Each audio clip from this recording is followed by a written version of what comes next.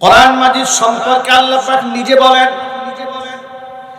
ইন্না আরাদনাল আমানাতা আলাস সামাওয়াতি ওয়াল আরদি ওয়াল জিবালি ফাআবাইনা আন ইয়াহমিলনাহা ওয়া আশফাকনা মিনহা ওয়া হামালাহাল ইনসান ওয়া কানাল ইনসানু জাহুলা। আল্লাহ বলছেন, ইন্না আরাদনাল আমানাতা, নিশ্চয় আমি এই আমানতটাকে পেশ করেছিলাম আলাস সামাওয়াতি ওয়াল আরদি ওয়াল জিবাল, পাহাড়ের উপর পেশ করেছিলাম, আসমানের উপর পেশ করেছিলাম, জমিনের উপর পেশ করেছিলাম তার উপর নাজিল করার জন্য। তোর উপর আমি কোরআন নাজিল করব। আসমানকে বলেছে আসমান তোমার উপর কোরআন নাজিল করব। পাহাড়ের উপর বলেছে পাহাড় তোমার উপর নাজিল হবে। ফাআবাইনা আইয়াহমিলনাহা, আমার কালামের ওজন বরদাস্ত করতে অস্বীকার করেছে পাহাড়, অস্বীকার করেছে জমিন, অস্বীকার করেছে আসমান। ওই এত ওজনদার কিতাব মানুষ বহন করেছে। নবীকে আল্লাহ পাক সূরা হাশরে ডেকে বলেছেন, ও আমার হাবিব, লাউ আনজালনা হাদাল কুরআন আলা জাবালিন লারাআইতাহু খাশিআম মুতাসাদ্দিআম মিন খাশিয়াতিল্লাহ। যদি আমি কোরআনকে নাজিল করতাম পাহাড়ের উপরে, আপনি দেখতে পেতেন পাহাড় আমার কোরআনের ভার বরদাস্ত করতে না পেরে আমি আল্লাহর ভয়ে পাহাড় চূর্ণ বিচূর্ণ হয়ে যেত। এত ওজনদার একটা কিতাব আল্লাহ পাক আমাদেরকে দান করেছেন। জোরে করেন না সুবহানাল্লাহ। এত ওয়েটপূর্ণ একটা কিতাব, আমরা এটাকে হালকা বানিয়ে ফেলেছি। পৃথিবীর মধ্যে একমাত্র কিতাব যে কিতাব নিয়ে আপনি চ্যালেঞ্জ করতে পারেন বিশ্ববাসীকে। এই পৃথিবীতে বর্তমান ভিন্ন ধর্মাবলম্বীদের কাছে যত প্রকার কিতাব আছে, তাওরাত আছে, জাবুর আছে, ইনজিল আছে, ত্রিপিটক আছে, এরপরে আপনার ভারতবর্ষে হিন্দুদের কাছে, তাদের কাছে কত প্রকারের ধর্মীয় গ্রন্থ আছে। মহাভারত আছে, আছে না ভাই? গীতা আছে, রামায়ণ আছে, কত কিছু আছে। সব কিছু নিয়ে বিশ্ববাসীর সামনে কোন ধর্মাবলম্বী, কোন ধর্মগুরু চ্যালেঞ্জ করতে পারবে না। একমাত্র কোরআন দিয়ে বিশ্বকে চ্যালেঞ্জ করা যায়। আল্লাহু আকবার বলেন। এত দামি একটা কিতাব কলিজার মধ্যে পাওয়ার পরেও লোকেরা দাম দিতে চায় না, মূল্যায়ন করতে চায় না, মনে করে এটা জঙ্গিবাদের বই। বিশেষ করে স্বৈরাচারীর আমলে কোরআন পড়াটাকেও এক প্রকারের অপরাধ হিসেবে সাব্যস্ত করা হয়েছে। এই যে রমজান মাসে দেখেছেন ঢাকা বিশ্ববিদ্যালয়ে কোরআন পড়ার অপরাধে গত রমজান মাসে কোরআন নাজিল হয়েছে। এই রমজানে জিবরাইল আলাইহিস সালাতু ওয়াস সালাম রাসূলের সান্নিধ্যে আসতেন। নাজিলকৃত কিতাবের পুরো অংশ জিবরাইল আলাইহিস সালাতু ওয়াস সালাম রাসূলকে শোনাতেন, আল্লাহর নবী নাজিলকৃত পুরো অংশটা জিবরাইলকে শোনাতেন। জোরে করে আল্লাহু আকবার। এই জন্য রমজানে তেলাওয়াতের বিশেষ একটা ফজিলত আছে। বিশ্ববিদ্যালয়ে পড়ুয়া আমাদের সন্তানেরা, আমাদের ভাইরা ঢাকা বিশ্ববিদ্যালয়ের রমজান মাসে কোরআন তেলাওয়াত করার অপরাধে ঢাকা বিশ্ববিদ্যালয়ের ভিসি ছাত্রদেরকে শোকজ করেছিল। কেন ইউনিভার্সিটিতে কোরআন পড়া হয়েছে? গণ অভ্যুত্থানে দেশ স্বাধীন হওয়ার পরে তার প্রতিশোধটা ছাত্ররা অত্যন্ত ভদ্রভাবে ভাষায় নিয়েছে। নিশ্চয়ই সেই দৃশ্য আপনারা দেখেছেন। দেশ স্বাধীন হওয়ার পরে বিশ্ববিদ্যালয় ভিসি মহোদয়ের রুমে ছাত্ররা গিয়েছে। বিশ্ববিদ্যালয় সেই ভিসি, যেই ভিসি বাচ্চাদেরকে কোরআন পড়তে দেয় নাই, কোরআন পড়ার কারণে শোকজ করেছিল, কারণ দর্শাতে বলেছিল, তার রুমে ঢুকে তার পাশে বসে তাকে সসম্মানে তার আসনে বসিয়ে রেখে ছাত্ররা চতুর্পাশে দাঁড়িয়ে তার কোরআন তেলাওয়াত করে করে শুনিয়েছে। আল্লাহু আকবার বলেন। মনে রাখবেন, তিলকাল আইয়ামু নুদাভিলুহা বাইনান নাস, এই দিবসের পরিবর্তন এটা আল্লাহর হাতে। আজকেই শেষ নয়, আগামীকালও আছে। এই দিন নয়, আরো দিন আছে। এক মাঘে শীত যায় না কথায় প্রচলিত আছে। জালেমরা মনে করেছিল আমাদের ক্ষমতা কে নেয়। কথা বলেন। আমাদের পাশে আছে মোদি, টিকায় রাখবে আমাদের গদি। এটাই তারা মনে করেছিল। কথা বলতে হবে, ঠিক কিনা বলে? মোদি গদি টিকাতে পেরেছে। গদি টিকাবার মালিককে আরো জোর আওয়াজে বলুন, নিশ্চয়ই মহান রব। ক্ষমতা দেওয়ার মালিক তিনি, ছিনিয়েও নেওয়ার মালিক। এই কথাটা মানুষ ভুলে যায়, যার দরুন কোরআনে কারিমের তিলাওয়াতটাকেও তারা অপরাধ হিসেবে বিবেচনা করেছে। রমজান মাসে বিশ্ববিদ্যালয়ে হোলি উৎসব হয়েছে, বাধা নাই। ইফতার পার্টি করতে দেওয়া হয়নি, বাধা দেওয়া হয়েছে। যেখানে প্রকাশ্য দিবালোকে নাচ গান হয়েছে, ফ্রি মিক্সিং হয়েছে, যুবক যুবতী অবাধ মেলামেশা করেছে, ড্রাগস সেবন করেছে, গাঁজা সেবন করেছে, এখনো কোনো অপরাধ নাই। যেখানে না হয়েছে, সব হয়েছে, কোনো বাধা নাই। বাধা দেওয়া হয়েছে মেয়েরা বুরকা পরে ইউনিভার্সিটিতে গেলে, বাধা দেওয়া হয়েছে মাথায় টুপি দিয়ে মুখে দাঁড়িয়ে রেখে ইউনিভার্সিটিতে গেলেই তার পিছনে গোয়েন্দা লাগিয়ে দেওয়া হয়েছে, দেখো তো এই জামাত শিবির টিবির করে কিনা, ইসলামী দল টল করে নাকি, না কোনো আবার জঙ্গিবাদের সাথে জড়িত। আবার জঙ্গিবাদ হিসেবে তারা যে ব্যাখ্যা দাঁড় করায়, প্রথম আলোর একটা তো ব্যাখ্যা আছেই। আপনার তো পিনাকি ভট্টাচার্যের সেই প্রথম আলোর যে গোপন তথ্য ফাঁস করে দিয়েছে, এর মধ্যে অনেকেই জ্ঞানীরা দেখেছেন যে জঙ্গিবাদ হিসেবে প্রথম আলো যা দেখতো বা জাতিকে বোঝাতে চেষ্টা করত, যে ছেলেটি ইউনিভার্সিটিতে পড়ে, সঠিক সময় নামাজ আদায় করে, বাপমার কাছে চান্দা মান্দা দাবি করে না, রেজাল্টও খুব ভালো করে, কোনো অপকর্ম করে না, 5 ওয়াক্ত নামাজ সঠিক মতো আদায় করে, এটা জঙ্গি হওয়ার প্রথম আলামত। এটা কি জঙ্গি হওয়ার আলামত না মুসলমান হওয়ার আলামত? এটা সবাই আওয়াজ দিয়ে বলতে হবে, কি হওয়ার আলামত? মুসলমান হওয়ার আলামতকে তারা জঙ্গি হওয়ার আলামত বানিয়েছে। কারণ তারা গোটা রাষ্ট্রের মধ্যে কাজ করেছে ইসলামী সংস্কৃতির বিরুদ্ধে। ইসলামকে নির্মূল করা, বিশ্ববাসীর কাছে মুসলমানদেরকে কালার করে দেওয়া, ডিসকারেক্ট করে দেওয়া, এটাই ছিল ওদের মূল উদ্দেশ্য। ওদের উদ্দেশ্য সাকসেস হয় নাই, ওদের পতন হয়েছে। আলহামদুলিল্লাহ, প্রথম আলো এটাকে আমরা নাম দিয়েছি প্রথম অন্ধকার। এই প্রথম অন্ধকারের দুর্নীতি ইতোমধ্যে ইনশাআল্লাহ জাতির সামনে প্রকাশিত হবেই হবে। দৈনিক আমার দেশ পত্রিকা বাংলাদেশে চালু হয়ে গেছে। ইনশাআল্লাহ আমার দেশের মাধ্যমে গোটা বাংলাদেশের সমস্ত নীতি নৈতিকতা বিবর্জিত সাংবাদিকদের আসল গোমর এই পত্রিকা ফাঁস করে ছাড়বে ইনশাআল্লাহ। বলেন, দৈনিক আমার দেশ পত্রিকা আপনারা ঘরে ঘরে রাখবেন। এটা শুধু পত্রিকা নয়, এটা স্বাধীনতা সার্বভৌমত্ব টিকিয়ে রাখার জন্য, গোটা জাতিকে ঐক্যবদ্ধ রাখার জন্য বিরাট একটা মাধ্যম। 2013 সালে শাপলা চত্বরে ইসলামে মুসলমানদের স্বকীয়তা বজায় রাখার জন্য যে গণজমায়েত হয়েছিল, সে নেপথ্যের বিরাট বড় নায়ক ছিল দৈনিক আমার দেশ পত্রিকা। যার দরুন স্বৈরাচারের আমলে এই পত্রিকাটা তারা নিষিদ্ধ করে দিয়েছিল, একবারে সিলগলা করে দিয়েছিল। পত্রিকার সম্পাদক মাহমুদুর রহমান সাহেবকে বছরের পর বছর তাকে কারারুদ্ধ করে রেখে দিয়েছে। আদালত প্রাঙ্গণে পিটিয়ে তাকে রক্তাক্ত করেছে ভারতের দালাল এবং গোলাম। কথা বলতে হবে যুবকরা, ঠিক কিনা? মাহমুদুর রহমান সাহেব এসেছে, আবার পত্রিকা চালু হয়েছে। দুইটা প্রশ্নে আমাদের সবসময় এক থাকতে হবে। আপনি আওয়ামী লীগ, বিএনপি, জামাত, জাতীয় পার্টি, কত দল আছে বাংলাদেশে, মনে রাখবেন দুইটা ইস্যুতেই বাংলাদেশে কোনো দলাদলি চলবে না। এক হচ্ছে কোরআন এবং সুন্নাহর মর্যাদা অক্ষুণ্ণ রাখার স্বার্থে। দল বড় না আমার কোরআন বড়, এই কথাটাও সবাই বলেন না। আপনার এই বক্সে আওয়াজ হয়? হ্যাঁ, তাহলে একটু জোর আওয়াজে বলেন, দল বড় না কোরআন বড়?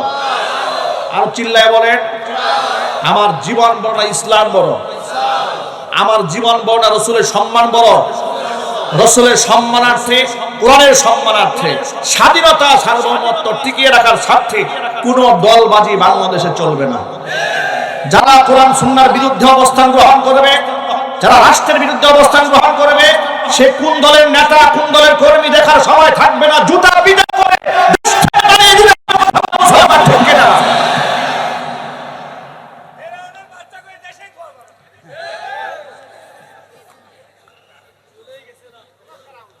আমার যুবক ভাইরা, মা বোনেরা, মূল কথায় ফিরে আসি।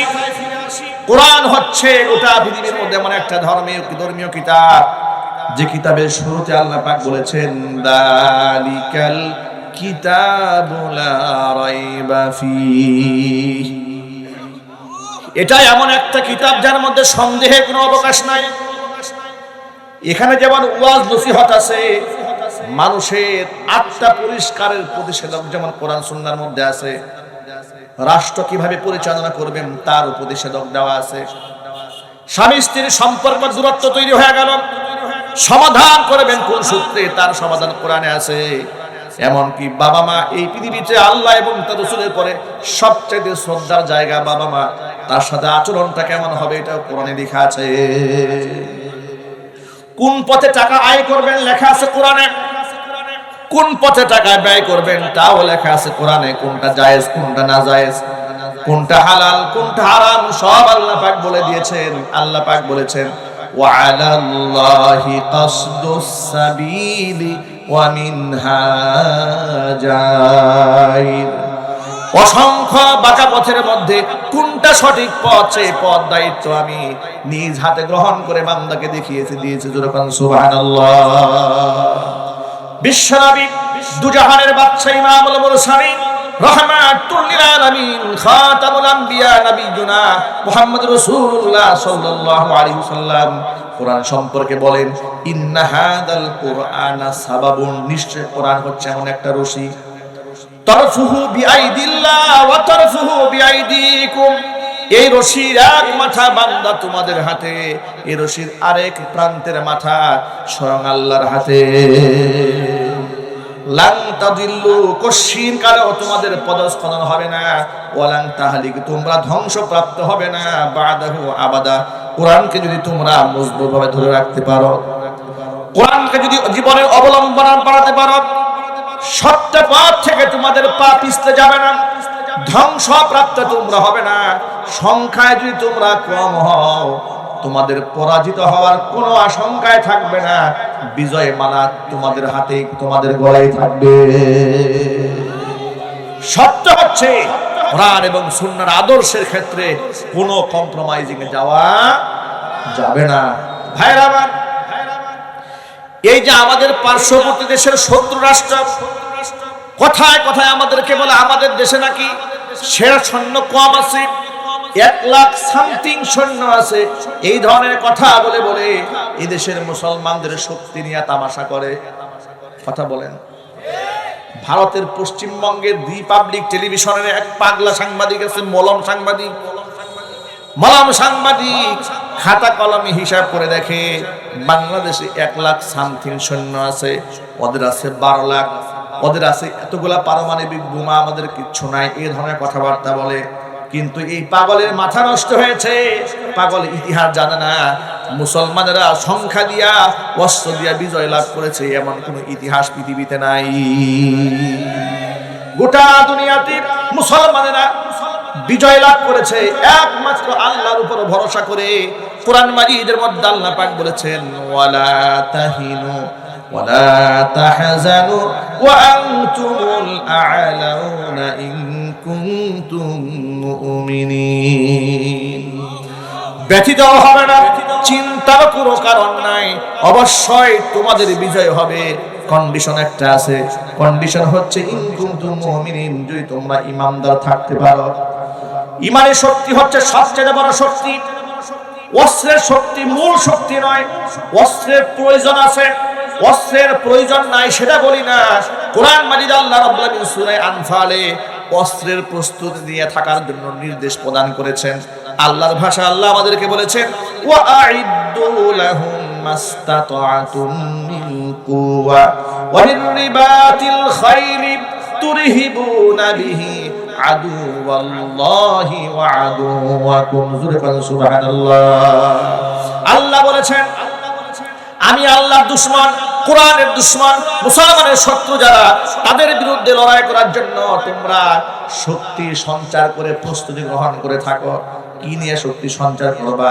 জিহাদের সমস্ত সরঞ্জাম তোমাদের সংগ্রহ করতে হবে। যেহেতু তৎকালীন যুগে জিহাদের বাহন ছিল ঘোড়া, এই জন্য আল্লাহ কোরআনে বলেছেন বির-রিবাতিল খাইলি, তোমরা শক্তিশালী ঘোড়া বহর প্রস্তুত রাখবা আল্লাহর পথে লড়াই করার জন্য। জোরে কোন সুবহানাল্লাহ। তৎকালীন যুগের ঘোড়া আর বর্তমান যুগের কামান, মিসাইল, পারমাণবিক বোমা, বিমান, এগুলো আমাদের প্রস্তুত রাখতে হবে, ঠিক কিনা বলেন? কিন্তু এগুলা আমাদের ভরসার জায়গা নয়, এগুলো আমাদের জিহাদ করার মাধ্যম। অস্ত্র আমাদের জিহাদ করার কি মাধ্যম, কিন্তু ভরসার জায়গা এগুলো আমাদের নয়। পারমাণবিক অস্ত্র আমাদের ভরসার জায়গা নয়, মিসাইল আমাদের ভরসার জায়গা নয়। আমাদের ভরসার জায়গা কোনটা ভাই বলেন তো একটু? আল্লাহর নাম বলতে কষ্ট হচ্ছে ভাই? একটু জোর আমাদের সকলকে বলতে হবে, আমাদের ভরসার জায়গা কোনটি? আল্লাহ হচ্ছেন আমাদের ভরসার জায়গা। ১৫০০ বছর আগের ইতিহাস আপনাদের সকলের অনেকেই শুনেছেন। বদর প্রান্তরে ৩১৩ জন ১,০০০ সৈন্যের বিরুদ্ধে তারা লড়াই করে বিজয় লাভ করেছে। সুবহানাল্লাহ বলেন।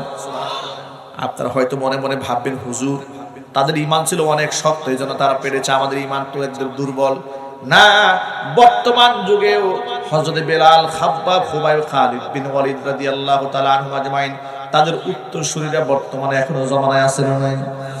আর যদি বলেন, একটুখানি আফগানের মাটিতে তাকায় দেখেন, ২০টা বছর এই পৃথিবীর সবচেয়ে শক্তিশালী সৈন্য সামন্ত নিয়ে পৃথিবীর সবচাইতে আধুনিক অস্ত্রে শস্ত্রে সজ্জিত বাহিনী, ন্যাটো বাহিনী, আমেরিকা তার সমস্ত সৈন্য সামন্ত ৪৮টা মিত্র দেশকে সাথে নিয়ে সমস্ত অস্ত্রের ভান্ডার গুলা ছেড়ে দিয়েছিল আফগানের মাটিতে মুসলমানদের হত্যা করার জন্য। ২০ বছরে ৭০,০০০ তালেবানকে তারা শহীদ করে দিয়েছে। কিন্তু তালেবানরা আল্লাহর উপর এতটা বিশ্বাস, ধৈর্য, সবর আর এতটাই ঈমানি বলে বলিয়াম তারা ছিলেন। আপনারা তালেবানদের চেহারার দিকে তাকায় দেখবেন, তালেবানদের চেহারা আর আমল দেখলে সাহাবায়ে কেরামের আমলের প্রতিচ্ছবি খুঁজে পাওয়া যায়। যেদিন তারা স্টেটগুলো দখল করতেছিলেন, পত্রিকায় আপনারা দেখেছেন, সংবাদ মাধ্যমে দেখেছেন, একজন মুজাহিদ তালেবান ২ পায়ে ২টা স্যান্ডেল পরা, হাতের মধ্যে সামান্য একটা অস্ত্র নেওয়া, ৫ জন মানুষ মিলে গোটা একটা স্টেট দখল করে ফেলেছে। জোরে বলেন সুবহানাল্লাহ। আল্লাহর কসম, পৃথিবীর ইতিহাস বলেছে মুসলমান কোন জায়গা দিয়া অস্ত্র দিয়ে বিজয় লাভ করতে পারে নাই। যদি শুধুমাত্র অস্ত্র আর বন্দুক দিয়ে আর সমস্ত সৈন্য সামন্ত দিয়ে যদি যুদ্ধের ময়দানে বিজয় লাভ করার ইতিহাস থাকতো, আফগানের মাটিতে কিয়ামত পর্যন্ত তালেবানরা ক্ষমতায় আসতে পারতো না। ঠিক কিনা বলেন? পারতো কোনোদিন? পারতো না। ভরসা ছিল কার উপরে? আল্লাহর উপরে। আফগানে যখন তালেবানরা ক্ষমতায় আসে, আমাদের বাংলাদেশের হলুদ সাংবাদিকরা পত্রিকায় কি লিখেছিল জানেন? মোল্লারা ক্ষমতায় আসছে, দেশটা এবার শেষ হয়ে যাবে। খুব সুন্দর করে শোনেন, মোল্লারা ক্ষমতায় এসেছে, দেশটা একবারে শেষ হয়ে যাবে। আরেকদিন পত্রিকা হেডলাইন লিখেছে, আমার পত্রিকার নামটা মনে নাই, যে আফগান তার সোনালী অতীত হারিয়ে ফেলেছে। কেন? পত্রিকার পাতা খুলে দেখি, সেখানে ইতিহাস লিখেছে। সোনালী অতীত এই জন্য হারিয়েছে, আগে মেয়েরা পশ্চিমাদের পোশাকে রাস্তায় ওপেনে ঘুরতে পারত, তালেবান সরকার আসার পরে বুরকা বাধ্যতামূলক করে দিয়েছে। এখন বলে সোনালী অতীত তাকে হারাই ফেলছে। আবার লিখেছে যে আফগানে নারী স্বাধীনতাকে ধ্বংস করা হয়েছে। কেন? পার্লার গুলাকে নিষিদ্ধ করা হয়েছে। আফগানিস্তানে পুরুষের দাড়িকে বাধ্যতামূলক করা হয়েছে। এমনকি সেই দেশে জেনা ব্যভিচার করলে কোরআনের যে আইন আছে, অবিবাহিত হলে ১০০ দণ্ডা, আর যদি বিবাহিত হয় তাহলে মৃত্যুদণ্ড। এটা রাষ্ট্রীয়ভাবে আইন অলরেডি বাস্তবায়ন করা হয়ে গেছে। আলহামদুলিল্লাহ বলেন, একটু জোরে করেন আলহামদুলিল্লাহ। আচ্ছা, এই ধরনের কথা শুনলে খারাপ লাগে না ভালো লাগে? আরো জোরে বলেন। আমি মুসলমান হিসেবে, যদিও আমার দেশে এই আইনটা নাই, কিন্তু পৃথিবীর কোন একটা অংশ যদি কোরআনে কারিমের কোন একটা আইন বাস্তবায়িত হয়, এটাতে কি পরিমাণ আনন্দ লাগে, অন্তরে তৃপ্তি আসে। আর আমরা তখন থেকে স্বপ্ন দেখা শুরু করি, ইনশাআল্লাহ এই দেশেও একদিন কোরআনে কারিমের রাজ কায়েম হবে। ইনশাআল্লাহ সবাই ভালো করে বলতেও পারেন না। কি সাহস কি নাই ভাই আপনাদের? নাকি জাতি নিয়ে হতাশ হয়ে গেছে? আমি এখন আর হতাশ হই না, একসময় হতাশ হয়েছিলাম। শোনেন, একটা সময় আমি ভয় পেতাম। কখন? আমি বলি আপনাদেরকে, তাফসীর মাহফিলে গিয়েছি, গিয়ে দেখেছি প্যান্ডেলে ঢোকার আগে যে রাস্তা দিয়ে এসেছি, ব্রিজের মধ্যে কালভার্টে বসে বসে বাচ্চারা টিকটক দেখে, গেমস খেলে, আবার সেখানে পাবজি গেমস খেলে, চিৎকার করে জোরে জোরে বলে মার মার মার মার, ধর ধর ধর ধর। আছে না নাই? এগুলা যখন দেখতাম, আর এমন অসুস্থ জাতি টিকটকার জাতি দেখে হতাশ হয়ে যেতাম। আর মনে মনে ভাবতাম, আরে এই জাতির মধ্যে আর খালিদ বিন ওয়ালিদ রাদিয়াল্লাহু তাআলা আনহুর মতো যোগ্য উত্তরসূরি হয়তো হবে না, যারা স্বাধীনতার পতাকা বহন করবে, এরকম সন্তান বোধহয় দেশে আর হবে না। চোর, বাটপার, জেনাকাল, লম্পটগুলা যখন মুসের তেল দিয়ে দেশে ঘুরে বেড়াইতো, হকপন্থী আলেমদেরকে মিথ্যা মামলা দিয়ে জেলখানায় ঢুকিয়ে পায়ের মধ্যে ডান্ডা বেরি পরিয়ে, হাতের মধ্যে লোহার হ্যান্ডকাপ পরিয়ে, কোমরের মধ্যে গরুর রশি দিয়ে বেঁধে বেঁধে আদালতে যখন হাজির করা হতো, দৃশ্যগুলো দেখে বড় হতাশ হয়ে যেতাম। আহারে, পৃথিবীর দ্বিতীয় বৃহত্তর মুসলিম দেশ এটা, কোন হিন্দু ধর্মগুরু মামলা খায় না, খ্রিস্টান ধর্মযাজক জেলে যেতে হয় না, ইহুদি জেলে যেতে হয় না, বৌদ্ধ জেলে যেতে হয় না। মুসলমানের দেশে মুসলিম আলেমরা ডজনে ডজনে জেলখানায় বন্দী করে দেওয়া হয়। বছরের পর বছর বিনা জামিনে এদেরকে ফাঁসির দণ্ডে দণ্ডিত আসামির সাথে নিরপরাধ মানুষগুলোকে আটকায় রাখা হয়। দৃশ্য দেখে বড় খারাপ লাগতাম, মনে মনে ভাবতাম রুখে দাঁড়াবার মতো জাতি বোধহয় আর এই দেশে হবে না। কিন্তু আমাদের ধারণা পাল্টিয়ে দিয়েছে জুলাই আগস্ট বিপ্লবের মাধ্যমে। এই দেশের সন্তানেরা, তরুণ প্রজন্মের লোকেরা, বিশ্ববিদ্যালয়ের ছেলেরা যখন জুলাই আগস্টের বিপ্লবের মধ্যে ইমানের চেতনায় স্লোগান দিত, নারায়ে তাকবীর, আল্লাহু আকবার, যে নারায়ে তাকবীর, আল্লাহু আকবার স্লোগান দেওয়া এই দেশে অঘোষিতভাবে নিষিদ্ধ ছিল। পুলিশ প্রশাসনের লোকেরা বলতো এটা হচ্ছে নিষিদ্ধ দলের স্লোগান। জোরে কর নাউজুবিল্লাহ। আল্লাহু আকবার স্লোগান অনেক মাহফিলে লোকেরা বলতে চেয়েও বলতে পারে নাই। আমার নিজের দেখা, আমার নিজের মাহফিল নরসিংদীতে আমার বক্তব্য শোনার পরে লোকেরা আল্লাহু আকবার বলে দাঁড়িয়ে গেছে। চেয়ারম্যান সাহেব স্টেজে বসা লোকদেরকে ধমক দিয়ে বসাই দিয়েছে, এই বসা, তাকবীর দিবেন না, তাকবীর দিবেন। জয় বাংলা স্লোগান দিয়ে সারা বাংলাদেশের মুসলমানদের কান ঝালাপাড়া করে দিয়েছে। কথা বলেন কেন? আওয়াজ নাই কেন? কোন বাধা ছিল? আরো জোরে বলেন। আমার ছোট্ট বাচ্চা, পিচ্চি ছেলে, বয়স এখন 6 বছর চলে, তখন বয়স ছিল এই 4 বছর, 5-এর চোপাত চলে। একদিন ঘরের মধ্যে বসে কয় জয় বাংলা, জিগবে এবার নৌকা। বাড়ির সামনে যে মাইক বাজে তো মুখস্থ হয়ে গেছে। চিন্তা করেছেন এমন বাজার বাজিয়েছে, শিশু বাচ্চারা মুখস্থ করে ফেলেছে। আমার প্রশ্ন হচ্ছে, জয় বাংলা স্লোগান দিয়া কান ঝালাপাড়া করে ফেলতে অসুবিধা হতো না, কিন্তু আল্লাহু আকবার বললে কলিজায় ঘা লাগতো কেন? আল্লাহু আকবার বললে তো কাফেরের মনে কষ্ট লাগার কথা। কথা বলে না, যুবকের কথা বলে না কেন? আল্লাহু আকবার বললে তো কাফেরদের দিলে কষ্ট লাগার কথা, তোমাদের দিলে কষ্ট লাগে কেন? এর দ্বারা প্রমাণ হয় তোমরা আসলে মুসলমানের সন্তান হয়ে তোমরা মুনাফিকের ভূমিকায় আছো। কথা বলেন যুবকরা, ঠিক কিনা বলে? এই সমস্ত হিজরা মার্কা মুসলমান, মুনাফিক মার্কা মুসলমানের চাইতে হিন্দুস্তানের মাটিতে আমার মুস্কান বোনের ঈমান অনেক শক্তিশালী। নেরি কুকুরের মতো তাকে ঘেরাও দিয়ে দাঁড়িয়েছে গেরুয়া পতাকা ধারণকারী যুবকেরা, জয় শ্রীরাম স্লোগান দিচ্ছে। মেয়েটি একাকী স্কুটার চালিয়ে হাজির হয়েছে, বাহিনী কন্যা। আল্লাহু আকবার, আল্লাহু আকবার, আল্লাহু আকবার স্লোগান দিয়েছে। হিন্দুস্তানের মাটিতে দাঁড়িয়ে, যেখানে তারা মুসলমানদের জবাই করে, যেখানে মুসলমানদের মসজিদ ভেঙে দেয়, মসজিদ ভেঙে মন্দির নির্মাণ করে, যেখানে মুসলমানদের দাড়ি ধরে টেনে জোর করে বলানো হয় জয় শ্রীরাম, বল না হয় কল্লা উড়াই ফেলবো। হোলি উৎসবে মুসলিম নারীদেরকে জোর করে রং মাখিয়ে দেওয়া হয়। এমন ঘটনা হিন্দুস্তানে অ্যাভেলেবল আছে না নাই? আরো জোরে বলতে আছে না নাই? সেই মাটিতে দাঁড়িয়ে আল্লাহু আকবার স্লোগান দিয়েছে, গোটা পৃথিবীর মুশরিকদের পায়ের নিচের মাটি সরিয়ে দিয়েছে। আমি মনে করি এই দেশের ওই সমস্ত মুনাফিক মার্কা মুসলমান আল্লাহু আকবার বলতে যাদের কষ্ট হয়, ওই সমস্ত মুনাফিকদের চাইতে আল্লাহর কাছে এই নারীর মর্যাদা কত উপরে। আল্লাহু আকবার বলেন। যুবকেরা, আমাদের প্রিয় স্লোগান নারায়ে তাকবীর, আল্লাহু আকবার। একটু জোর আওয়াজে বলতে হবে লিল্লাহি তাকবীর। সকলকে বলতে হবে লিল্লাহি তাকবীর। প্রিয় যুবক ভাইরা আমার, যে কথা বলতে চেয়েছিলাম, মুসলমানেরা কোনদিন সংখ্যা দিয়ে বিজয় লাভ করার ইতিহাস নাই। মুসলমানরা যত জায়গায় বিজয় লাভ করেছে, আল্লাহর উপর ঈমান দিয়ে বিজয় লাভ করেছে। আফগানের মাটিতে 20টা বছর তারা লড়াই করেছে, সংগ্রাম করেছে, রাষ্ট্র কায়েম করেছে। জিনা ব্যভিচারকে রাষ্ট্রীয়ভাবে নিষিদ্ধ করে দিয়েছে। সেখানে বেহায়াপনা করে মহিলা রাস্তায় চলতে পারবে না। জোরে জোরে বলেন সুবহানাল্লাহ। রাষ্ট্রের অর্থনীতি তলানিতে নেমে গিয়েছিল, তারা এখন সবল হয়েছে। আমি তাদের অর্থনীতির অবস্থা দেখে নিজে অবাক হয়ে গেছি। তাদের দেশের মুদ্রা সেটা আমেরিকার ইউএস ডলারের সাথে তুলনা করলে 100 টাকার উপরে চলে গিয়েছিল ইউএস ডলারের মান। সেটা তালিবান ক্ষমতার আসার পরে মাত্র 2 বছরের মাথায় সেটা 50 পয়সার কাছাকাছি নিয়ে আসছে। যখন সুবহান 50 টাকার কাছাকাছি নিয়ে এসেছে।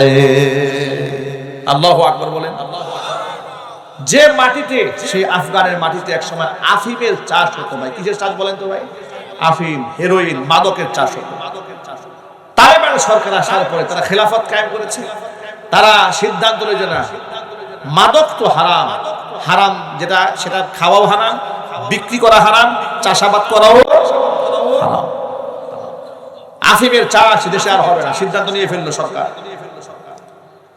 বুদ্ধিজীবী যারা যারা ছিল, শাহরিয়ার কবির মার্কা বুদ্ধিজীবী তো সব দেশে আছে কি নাই? আমাদের দেশে যেমন শাহরিয়ার কবির আছে, মুনতাসির মামুন আছে, হাসান ইনু আছে, রাশেদ খান মেনন আছে, এরকম বহুত লেটেস্ট ভার্সন সব দেশে আছে। ওই দেশের বুদ্ধিজীবীরা বলে ফেললো, আহারে রাষ্ট্র এবার শেষ। আফিম বিক্রি করে বিদেশ থেকে ডলার ইনকাম করতে পারবে না, সেই আফিমের চাষি নিষিদ্ধ করে দিল সরকার। এরকম কাজ করেছে সরকার। সিদ্ধান্ত নিল, খবরদার, গোটা আফগান 1 ইঞ্চি মাটির মধ্যে একটা মাদকের চাষ হতে দেওয়া হবে না। সরকার বলল তাহলে জনগণের কাছে সিদ্ধান্ত দিয়ে দিল, তোমরা আনারের চাষ করবা। আনার, ডালিম চিনেন? ডালিম, ডালিমের চাষ হবে। ওই ডালিমটা আমাদের ভারত, বাংলাদেশ, পাকিস্তানের ডালিমের মতো ছোট্ট ছোট দানা হয়নি। ওরা আল্লাহর উপর তাওয়াক্কুল করে যে জমিনে আফিমের চাষ হতো সেই জমিনে ডালিমের চারা লাগিয়েছে। এত অধিক পরিমাণ চারা তারা লাগিয়েছে, এমন বাম্পার ফলন হয়েছে, ইতিহাস সাক্ষী। তারা বলেছে, এটা মিডিয়াতে সার্চ দিয়ে খুঁজে পাবেন আপনারা, ডালিমগুলো এরকম বড় বড় দানা, এমন সুন্দর ডালিম হয়েছে। সেই ডালিম দিয়ে তারা জুস বানিয়েছে, নাম দিয়েছে সাফাকুলা। নাম কি দিয়েছে? সাফাকুলা জুস বানিয়েছে। এই জুসের প্রথম চালান কয়েক লক্ষ গ্যালন সবার আগে আমেরিকা কিনে দিয়ে গেছে। যে আমেরিকা তালিবানকে সারা জীবন সন্ত্রাস বলেছে, গুন্ডা বলেছে, মাস্তান বলেছে, জঙ্গি বলেছে, তারাই তালেবানদের তৈরিকৃত প্রথম চালানটা কিনে নিয়ে গেলে ল্যাবে টেস্ট করে দেখে এর চাইতে পিওর, প্রিজারভেটিভ মুক্ত, একেবারে স্যাগারিন মুক্ত, কোনো প্রকার দুর্নীতি ছাড়া এত সুন্দর জুস বিশ্বের কেউ বানাতে পারে। আর সুবহানাল্লাহ। তারা কিনে নিয়ে গেল। এখন মধ্যপ্রাচ্যের বিরাট বাজার, ওই যে মাঝখানে ইসরায়েল বয়কটের ডাক যখন গোটা মুসলিম বিশ্ব দিয়েছে, তখন তারা 7 আপ, আরসি কোলা, স্প্রাইট, কোকা কোলা কেনা বন্ধ করে দিল। কিন্তু মধ্যপ্রাচ্যে তো এই সমস্ত আপনার পানীয়গুলো খুব জনপ্রিয়। যারা সৌদি আরবে গিয়েছেন তারা দেখেছেন কি পরিমাণ তারা ড্রিঙ্কস করে। আপনার কুল ড্রিঙ্কস খুব প্রিয় এদের কাছে। এখন সাফাকুলা আসার পরে ওরা কি করলো, কুল ড্রিঙ্ক যখন কোকা কোলা বাদ দিয়ে দিয়েছে, 7 আপ যখন বাদ দিয়ে দিয়েছে, স্প্রাইট যখন বাদ দিয়ে দিয়েছে, এই যে মাঠটা খালি হয়ে গেল, সাফা কোলা এই মাঠটা গিয়ে দখল করবে। আল্লাহু আকবার বলবেন না ভাই? প্রশ্ন হলো, একটু খুব ঠান্ডা মাথায় বুঝেন, আল্লাহ এই কোরআনে একটা কথা বলেছেন। আচ্ছা, আল্লাহর একটি কথাও কি মিথ্যা হবে? আল্লাহ রাব্বুল আলামিন সূরা রা'দে ঘোষণা করেছেন, ওয়ালাউ আন্না আহলাল কুরা আমানু ওয়াত্তাকাউ লাফাতাহনা আলাইহিম বারাকাতিম মিনাস সামাওয়াতি ওয়াল আরদ। ওয়ালাউ আন্না আহলাল কুরা আমানু, জনপদের লোকেরা যদি ঈমান আনে আমি আল্লাহর উপরে, জনপদের লোকেরা যদি ঈমান আনে, তাকওয়া অবলম্বন করে, তাহলে লাফাতাহনা আলাইহিম বারাকাতিম মিনাস সামাই ওয়াল আরদি, আসমান জমিনের রহমতের দুয়ার তাদের জন্য আমি আল্লাহ উন্মুক্ত করে দেব। যেই জমিনে আফিমের চাষ হয়েছে সেখানে আনারের চাষ হয়েছে। যেই জমিনে তারা ইসলাম কায়েম করেছে ওই জমিনের মধ্যে আল্লাহ রাব্বুল আলামিন তাদের জন্য তেলের খনি বের করে দিয়েছে। ওই জমিনে শুধু তেলের খনি নয়, এখন থেকে না পান্নার খনি পেয়েছে। পান্না, এটা ডায়মন্ডের চাইতেও দামি। সুবহানাল্লাহ বলেন। ভারতের সবচেয়ে বড় ধনী ব্যক্তি, উপমহাদেশের সবচেয়ে ধনী ব্যক্তি, পুরা বিশ্বের মধ্যে সেরা ধনীদের একজন মুকেশ আম্বানি। মুকেশ আম্বানি কিছুদিন আগে তার ছেলেকে বিবাহ করিয়েছে। সেই বিবাহ অনুষ্ঠানে গোটা পৃথিবীর সর্বাধিক ধনী ব্যক্তিদেরকে দাওয়াত দিয়েছে। ফেসবুকের মালিককে দাওয়াত দিয়েছে, ইলন মাস্ককে তারা দাওয়াত দিয়েছে, বিল গেটসকে দাওয়াত দিয়েছে। বাংলাদেশ থেকে দাওয়াত পাওয়ার মতো লোক কাউকে তারা খুঁজে পায় না, যার কারণে মনে হয় দাওয়াত দেয় নাই। শুধুমাত্র ইনভাইটেশন পাঠিয়ে ধন্যবাদ দিয়েছিল ডক্টর মোহাম্মদ ইউনূস সাহেবকে। আলহামদুলিল্লাহ বলেন, যে তিনি তো সরকার ছিলেন না, কিন্তু নোবেল বিজয়ী একজন সম্মানিত ব্যক্তি, গোটা ওয়ার্ল্ড ওয়াইজ যার পরিচিতি আছে। সেই জন্য আমি বক্তব্য শুনেছি, নীতা আম্বানি তাকে ওয়েলকাম করেছে, ধন্যবাদ জ্ঞাপন করেছে। এখানে নীতা আম্বানি গলার মধ্যে নেকলেসটা পরেছে, সেটা ছিল পান্নার তৈরি। এই পান্নার তৈরি একটা নেকলেসের দাম আমি পত্রিকাতে পড়েছি, একটা অনুষ্ঠানে যে পান্নার তৈরি নেকলেসটা এই নীতা আম্বানি গলায় দিয়েছেন তা বাংলাদেশের রিজার্ভের চাইতে বেশি দাম। আর এই যে রিজার্ভের চাইতে দামি যে পান্না একদিন গলায় দিল, এই পান্নাটা আফগানের মাটির মধ্যে আল্লাহ পাক খনি দান করেছে। আরো আসতে সুবহানাল্লাহ। মনে রাখবেন, আমরাও যদি এই রাষ্ট্রে ইসলাম কায়েম করতে পারি, এই বাংলাদেশের মাটি সোনার চাইতে খাঁটি। এই দেশকে অবহেলা করবেন না। আমি তো গোটা দেশ ঘুরে আমার মনে হয়, আহারে এই দেশে কি নাই। এই দেশে এমন একটা জমিন আল্লাহ আমাদেরকে দান করেছে, চারা না দিলেও, বীজ না দিলেও চারা হয়ে যায়। আলহামদুলিল্লাহ বলেন। এই যে যশোরের বিভিন্ন অঞ্চলে এখন কমলার চাষ হচ্ছে বাংলাদেশে। যে কমলাগুলাকে ভারত পাকিস্তান থেকে আসতো, সেই সুন্দর সুন্দর কমলা বাংলাদেশে চাষ হচ্ছে। মনে রাখবেন প্রিয় ভাইরা, আমরাও যদি আল্লাহর কোরআন অনুযায়ী চলতে পারি, আল্লাহ এই মাটিকেও আফগানের মাটির চাইতে কম বানাবেন না, এটাকেও দামি বানিয়ে দিবেন ইনশাআল্লাহ বলেন। শর্ত হচ্ছে ইমানদার হতে হবে, চোর মুক্ত দেশ বানাতে হবে, গুন্ডা মুক্ত দেশ বানাতে হবে। চোরের হাত বদল হলে চলবে না, যে এক চোর গেছে আরেক চোর জায়গা দখল করবে, তা হবে না। চোর এবং বদমাশ মুক্ত দেশ গড়তে চান, রাজি আছেন কারা? হাত দেখতে চান। আল্লাহ যেন কবুল করেন, জোরে করেন আমিন। হাত নামান। চোর এবং বদমাশ মুক্ত কখন হবে শোনেন, বুদ্ধিজীবীদের বুদ্ধি শুনলে হবে না, এটা আল্লাহ পাকের কোরআনে কারীমের আইন সমাজে বাস্তবায়ন করতে হবে। এখন আল্লাহর আইন কারা বাস্তবায়ন করবে? বেনামাজিরা। কথা বলে না। সুদখোরেরা, ঘুষখোরেরা, মিথ্যাবাদীরা, যাদের নিজেদের চরিত্র নাই, তারা চরিত্রবান লোকদের দ্বারা এই রাষ্ট্র সুন্দরে পরিচালিত হবে। এই জন্য আগামীর বাংলাদেশ, কোরআনের বাংলাদেশ যদি আমরা বানাতে চাই, তাহলে সব নেতৃত্ব, ইমানদার নেতৃত্ব বাংলার জমিনে প্রতিষ্ঠিত করতে হবে। কোন বেনামাজির পেছনে দৌড়াবেন না, চরিত্রহীন লোকের পেছনে দাঁড়িয়ে স্লোগান দিবেন না।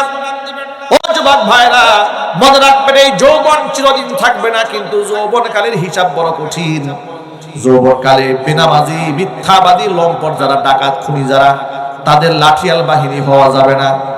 নবী করিম সাল্লাল্লাহু আলাইহি ওয়াসাল্লাম হাদিসের মধ্যে ভবিষ্যৎবাণী করেছেন, সিনফানি মিন আহলিন নার লাম আরহুমা, জাহান্নামের এমন দুইটা শ্রেণী আছে যাদেরকে আমি নবীজি আমার জামানায় দেখিনি, কিন্তু তারা পরকালের এই দুনিয়া ধ্বংস হওয়ার আগ মুহূর্তে শেষ জামানায় তারা পৃথিবীতে আগমন করবে। এর মধ্যে একটা শ্রেণী আছে পুরুষ, আরেকটা শ্রেণী হচ্ছে নারী। তারা জাহান্নামী, এমন জাহান্নামী, জান্নাতে তো ঢুকবেই না, জান্নাতের খুশবু পর্যন্ত নাকের মধ্যে ওরা পাবে না। আলামতগুলা কি হুজুর বলে দিয়েছেন। ওই সমস্ত জাহান্নামী লোকদের পরিচয় হুজুর শনাক্ত করে বলেছেন, রিজালুম বিআইদিহিম সিয়াতুন কাআদনা বিল বাকরি।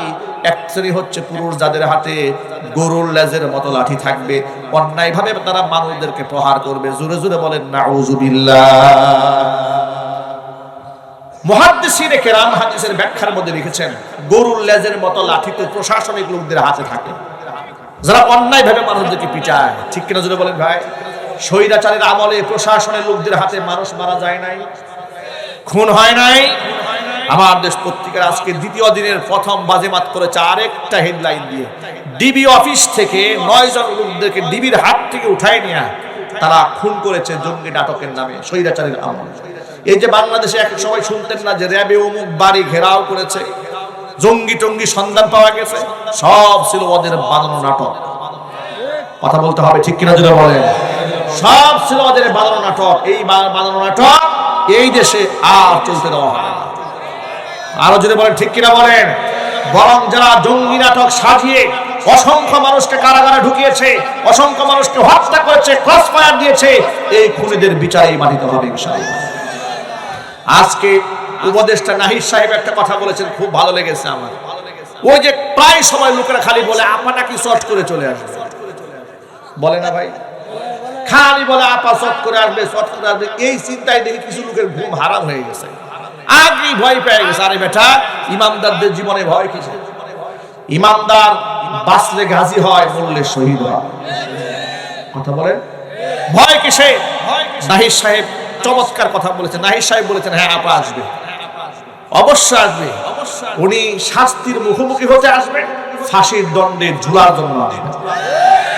ফাঁসির রশিতে ঝুলাবার জন্য গোটা জাতিকে প্রস্তুত থাকতে হবে। ২৫০০ ছাত্রকে তারা খুন করেছে, হাজারো ছাত্র ছাত্রী সাধারণ মুসলমানদেরকে তারা শহীদ করেছে, অসংখ্য মাদেরকে তারা বিধবা বানিয়েছে, স্বামী হারা করেছে, সন্তান হারা করেছে। এমন খুনিদের বিচার এই বাংলার মাটিতে হোক, এটা আপনারা চান কিনা? আপনারা চান? আমি দেখতে চাচ্ছি।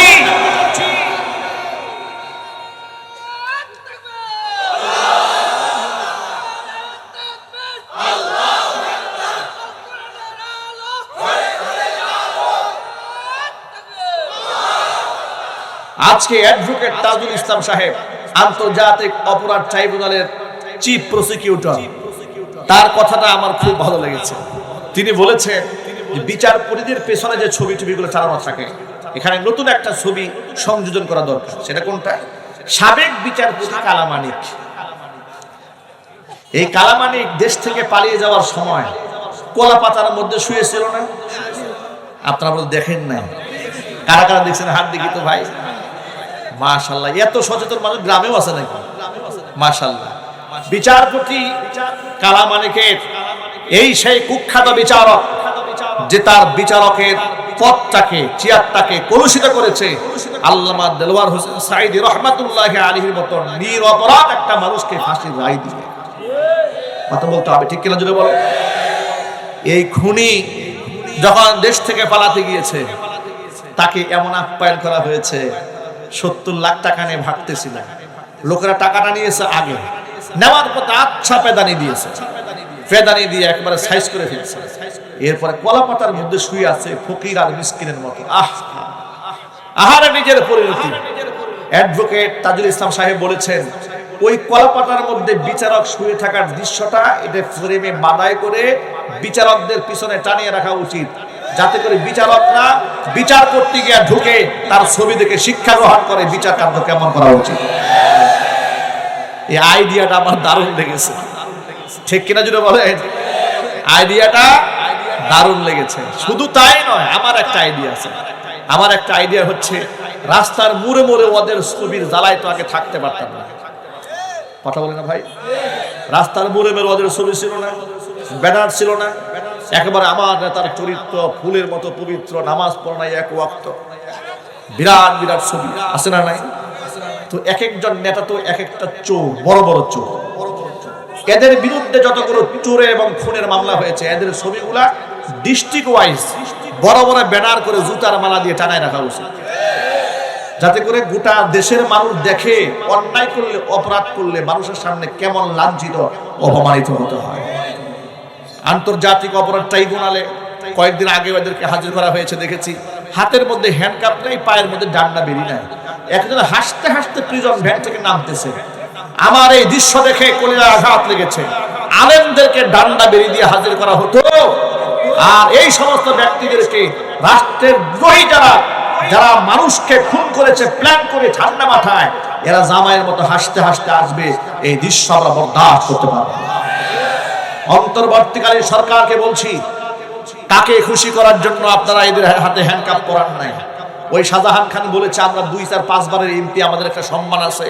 আচ্ছা, আপনাদের কাছে ছোট্ট করে আমি জানতে চাচ্ছি, এই সমস্ত এমপির চাইতে মাওলানা দেলওয়ার হোসেন সাঈদীর সম্মান কম ছিল? এরকম জবাব শুনতে চাই না, টাটকা ইমানদারের মতো জবাব দেবেন। এই সমস্ত লম্পটদের চাইতে শহীদ দেলওয়ার হোসেন সাঈদী রহমাতুল্লাহি আলাইহির সম্মান কম ছিল? তাকে তারা কেমন বেইজ্জত করেছে। তার ছবিকে ব্যঙ্গ করে শাহবাগ চত্বরে ওরা মিছিল করিয়েছে। কথা বলতে হবে ঠিক কিনা? রাজাকার সাজিয়ে কুত্তার মাথায় টুপি দিয়ে তারা রাস্তায় রাস্তায় ঘুরিয়েছে।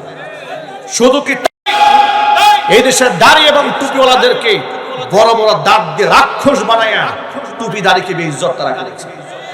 তখন সম্মানে আঘাত হানে নাই। আমাকেও 2018 সালে মাহফিল স্টেজ থেকে নামিয়ে মামলা দিয়ে দিয়েছে। আমার পকেটের মধ্যে নাকি ককটেল বোমা পাওয়া গেছে। আমাকেও মামলা দিয়ে দিয়েছে। 150 আসামি আমাকে 1 নম্বর আসামি বানিয়ে আমাকে কারাগারে ঢুকিয়ে দিয়েছে। জিজ্ঞেস করেছে আমার অপরাধটা কি, বলে কোনো অপরাধ নাই, সব উপরের নির্দেশ। ঢুকিয়ে দিয়েছে। আমাদের সাথে যদি এমন বেইজ্জতি আচরণ করতে পারে, খুনিদেরকে সম্মান কেন করা হবে? এটা আমরা অন্তর্বর্তীকালীন সরকারকে জানতে চাচ্ছি।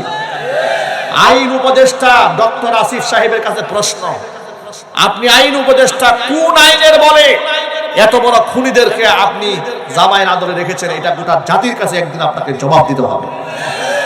আমাদের স্পষ্ট দাবি, এই তাফসীর মাহফিল থেকে আমরা নওগাঁ থেকে ঘোষণা দিচ্ছি, যতগুলা খুনি এই পর্যন্ত অ্যারেস্ট হয়েছে তাদের প্রত্যেককে আদালতে ওঠার সময় ডান্ডা বেরি 2 পায়ে থাকতে হবে, হ্যান্ডকাপ থাকতে হবে। প্রস্তাবে রাজি আছেন কিনা আমি দেখতে চাচ্ছি আপনাদের কাছ থেকে। গরু ছাগলের মতো টানতে হবে এদেরকে, ঠিক কিনা? যদি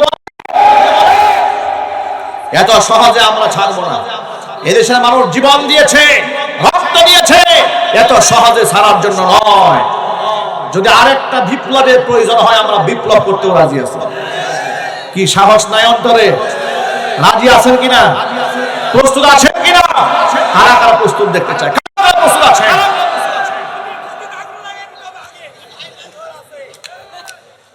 আয়না ঘরগুলা ওদের জন্য বরাদ্দ রাখতে হবে, ঠিক কিনা জুড়ে বলেন? আমার একটা প্রশ্ন জানতে ইচ্ছে করে, সেটা কি জানেন? ওদের বিচার তো শুরু হচ্ছে, দেখতেছি ঘন ঘন আসা যাওয়া করতেছে। আমার প্রশ্ন হচ্ছে, এত বিচার তড়িৎ গতি কেন? কমপক্ষে 2, 4, 5 বছর আগে আয়না ঘরে রাখা হবে, এরপরে বিচার শুরু হবে। ওই যে ছোট্ট রফিক মাদানি বলেছে না, 11 মাস পরে বিচারকের সামনে তাকে দাঁড় করানো হয়েছে। বিচারক তাকে জিজ্ঞেস করে, হুজুর আপনি কি সত্যি অন্যায় করছেন? কয় মাস পরে? 11 মাস জেলখানা শেষ। 11 মাস পরে বিচারক জিজ্ঞেস করে, আপনি কি সত্যি অন্যায়টা করছেন কিনা? তাহলে এবার আপনারা বলেন, এই 11টা মাস তাকে জেলের মধ্যে বন্দি রাখা হলো। এমন কত আসামি আমরা দেখেছি নিরাপরাধ, রাস্তা থেকে উঠাই নিয়ে গেছে, দোকান থেকে উঠিয়ে নিয়ে গেছে। গুম, খুন, হত্যা, মারামারি, হানাহানি, এগুলা যারা করেছে তাদের প্রতি যারা প্রেম দেখাবে তাদের সাথে আমার দুশমনি আছে, ঠিক কিনা যদি বলেন? যুবকেরা মনে রাখবেন, আল হুব্বু ফিল্লাহ ওয়াল বুগদু ফিল্লাহ। কাউকে ভালোবাসবো আল্লাহর জন্য, কাউকে ঘৃণাও করবো আল্লাহর জন্য। ভয়ের কোনো কারণ নাই।